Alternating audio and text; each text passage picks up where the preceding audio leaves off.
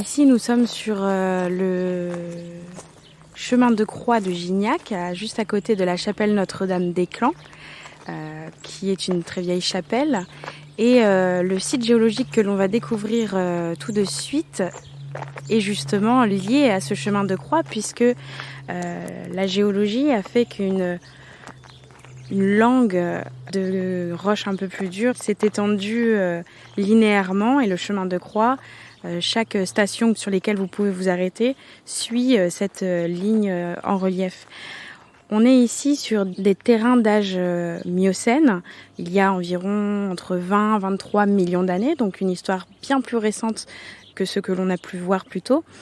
On est sur une dynamique où la mer Méditerranée vient reprendre du terrain et revenir s'installer sur ce socle à cet endroit-là.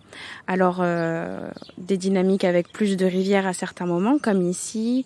Et là, on a des terrains qui sont composés de marnes, de grès, de conglomérats, etc. Et ce chemin de croix suit justement le lit d'une rivière qui venait traverser ces terrains avec des sédiments très fins. Et la rivière venait déposer en son lit des roches et des galets très grossiers. Donc je vous invite à aller au bout du chemin de croix et de descendre un petit peu cette butte miocène pour aller observer la roche directement, et vous allez voir qu'elle est composée de galets qui sont cimentés entre eux. Je vous invite aussi, arrivé au bout du chemin de croix, à faire un panorama 360 degrés autour de vous qui vous montre les reliefs, les paysages de la vallée de l'Hérault et des terrains des terrasses du Larzac, avec toujours ici pour veiller sur nous le phare de l'Hérault, le mont Saint-Baudile. Ce panorama qui vous invite à aller écumer les terres héroltaises pour y découvrir toutes ces richesses géologiques et viticoles, bien sûr, avec les dégustations toujours. La France est quand même un pays vraiment béni des dieux. 3 chiffres. Le monde, c'est 90% de terrain acide, 7% calcaire, 3% volcanique. La France possède, je pense, plus de la moitié des terres calcaires en zone tempérée. Et c'est ce qui explique un peu la réputation du vignoble français. Et ici, on est sur des cailloutis calcaires, on est sur une haute terrasse de l'Hérault. Donc c'est des zones d'accumulation à la fois des rivières qui étaient à la genèse des sols, mais bien sûr beaucoup plus importantes. Et c'est des zones d'accumulation, c'est des cailloutis calcaires. L'essentiel du vignoble du Mas-Julien est sur ce type de sol. Et on comprend vraiment la géologie viticole quand on est ici. On peut largement imaginer ce que c'était un peu il y a des centaines de millions d'années à la genèse des sols. Et on voit bien les différences de terroir, les qualités d'argile, les zones de recouvrement, les zones d'accumulation, les zones d'éboulis, les zones d'érosion. Et sur un terroir qui est d'une apparence assez homogène, il y a énormément de diversité. Et la sélection au terroir peut se faire à quelques mètres près, à un chemin près. Je pense que les anciens, en nommant les lieux-dits, avaient bien compris la différence de potentiel de chaque lieu. Les vignes du Mas-Julien sont réparties à peu près sur 25 km du nord au sud et 4-5 km d'est en ouest. Donc c'est une mosaïque de terroirs, essentiellement des terroirs calcaires, mais on a aussi des terroirs de schiste, des terroirs de grès. On part de la commune de Jonquière pour arriver jusqu'à la commune de Saint-Privat.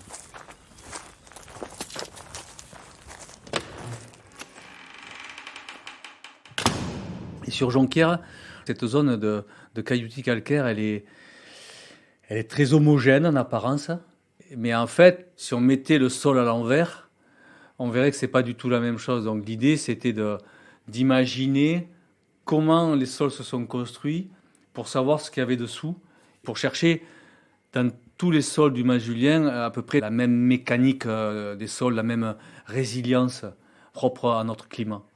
L'idée, c'était de construire un vin comme un complément alimentaire. Donc on est allé chercher sur ces terroirs calcaires des minéralités différentes, avec des terroirs riches en fer, en magnésium, en manganèse, tout ça, des qualités d'argile différentes, des porosités différentes, toujours avec une même mécanique des sols, une même résilience, mais on va chercher des caractères différents pour faire le vin, on peut dire, non pas sa singularité, c'est le métissage, c'est l'assemblage. Voilà.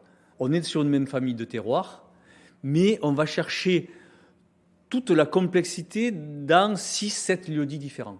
Et ensuite, c'est rajouté dans cette équation-là, qui est déjà infinie, la notion de cépage. Ça veut dire, par exemple, sur Jonquière, on ne savait pas encore où étaient nos grands crus, nos premiers crus, nos villages, nos génériques. Mais finalement, un terroir, peut-être un terroir très générique, on va dire, pour la Syrah, mais peut-être un grand cru pour le Mourvèdre. Le domaine de mon rêve, pour moi, c'était mon rêve à moi, de faire mon propre vin. Aujourd'hui, je suis à 20-23 hectares en culture biologique. On est dans un lieu avec le terroir assez particulier, très rude et tout ça. Et finalement, c'est un bon allié pour la culture biologique parce que les conditions climatiques sont dures. La vigne et l'olivier sont ancrés, ont des racines profondes et résistent à ces conditions, à ce climat, à ce terroir, des ruffes qui sont difficiles. Et ça permet d'avoir des taux de traitement très faibles parce qu'on est dans des lieux où il y a beaucoup de vent toujours, un milieu très sec, donc la période de traitement va s'arrêter plus tôt, au mois de juillet, quand il fait plus de 30 degrés. Nous, les vignerons, on lutte contre les champignons pendant toute la saison d'été. Et nous, elle s'arrête vraiment à partir du mois de fin juin, parce qu'il fait trop chaud. Alors, on est sur des faibles rendements, mais qui vont nous donner des vins avec beaucoup de sucrosité, de tanins, des tanins toujours très ronds. Et donc, finalement, on tombe sur des composantes un peu des terrasses du Larzac. Ça va nous permettre de faire des macérations longues, extraire au maximum, mais on ne va jamais avoir de tanins durs, finalement, dans nos vins. Vous savez que le Larzac, c'est quand même un pays magnifique. Une région qui a une identité constante de pied de Cosse, d'exposition dominante vers le sud, avec des régimes hydriques qui sont les régimes hydriques de l'arrière-pays, c'est-à-dire des orages et des précipitations qui ne sont pas les mêmes que celles qu'on peut avoir sur le littoral. On est globalement sur plutôt des sols rocailleux, filtrants, plutôt légers. Une grande majorité de sols à base calcaire. Il n'y a pas que du calcaire, mais quand même la calcaire est très présent ici. Il y a des petites poches ou des petites différences localement.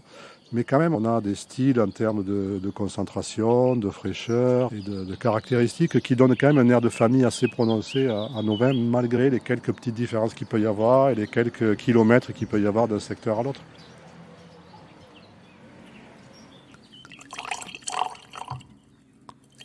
On le goûte.